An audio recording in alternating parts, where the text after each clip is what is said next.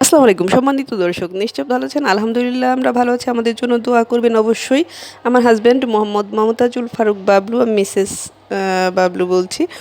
তো রান্নাটা সবাই জানেন, আমাকে চেনেন। আমাদের এই যে এখন আমি আসলে সরপুঁটি মাছটা আমার ঝোল করে খেতে ইচ্ছা করছে। সেদিন বাজারে গিয়েছি।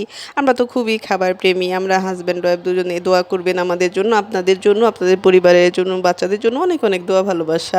সবাই অনেক ভালো থাকবেন। এই যে আমি পেঁয়াজ বেরেস্তা করতে দিয়েছি, তার মধ্যে আবার এই যে নরম হয়ে আসছে বেরেস্তার মানে অবস্থায় আসার পর, মানে খুব যে বেরেস্তা হয়েছে তা কিন্তু নয়, তারপরেও আমি বেরেস্তা কিছুটা হয়েছে আবার কিছুটা যেমন বেরেস্তার কাছে। তো রসুন দিয়ে দিলাম ওই মুহূর্তে। আমি আবার পেঁয়াজ, রসুন আর কাঁচামরিচ এই যে এখানে আমি ব্লেন্ড করে নিয়েছি, তিনটা মিলে কিন্তু ব্লেন্ড করে নিয়েছি পরিমাণ মতো, যাতে সবটুকু দরকার হয়, মানে এটা আমি পুরোটাই দিতে পারি। তো মাছগুলো অনুযায়ী নিলাম। তো মানে এত মজার যে সরপুঁটি মাছ এভাবে ঝোল করে রান্না করলে, আমি সাধারণত ব্লেন্ড করে মানে সাধারণত দেই না আর কি। কাঁচামরিচ, পেঁয়াজ আর কি রসুন, দেখেন আমার রান্নাগুলো যারা দেখেন নিয়মিত তারা জানেন যে আমি আসলে ওভাবে ব্লেন্ড করে খুব একটা দিই না। তো ঝোল করে যেহেতু রান্না করবো আজকে ইচ্ছে হলো, তো একবার সবজি দিয়ে রান্না করতে চেয়েছিলাম। আমার এক ছোটো আপু সে বলছিলেন যে আমার এক বোন আর কি, সেই বলছিলেন যে আপা আপনি এই সবজি দিয়ে রান্না করতে পারেন। তখন আমি চিন্তা করলাম আমার আবার খেতে ইচ্ছে করছে, মনটা টানছে, যেভাবে রেডি করে নিয়েছি তো এভাবেই রান্না করলাম। অত্যন্ত অত্যন্ত মজার হয়েছে। মানে কি বলবো, সরপুঁটিগুলো দেখতেও যেমন খেতেও তেমন মজা। মানে আসলে মাশাল্লাহ মাশাল্লাহ আলহামদুলিল্লাহ, রিজিক তো আল্লাহর দান, তাই না?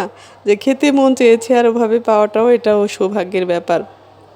হ্যাঁ, তো আমি এই যে এভাবে সবগুলো আর কি আমি যেমন কষিয়ে নিচ্ছি খুব ভালো করে। একটা টাটকিনি মাছ ছিল কিন্তু ওই যে ওপাশটায় দেখছেন, আর সবগুলো সরপুঁটি।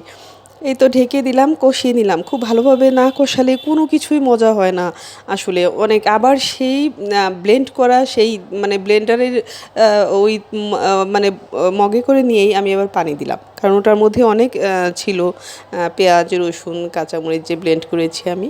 এত মজা হয়েছে মাশাল্লাহ মাশাল্লাহ। তো কি বলবো, তো ঝোল আমি ইচ্ছে মতো একটু দিয়ে দিলাম, একটু বেশি দিলাম। আর একটু মনে হয় কি আর একটু বেশি দিলে ভালো হতো, এত টেস্টি।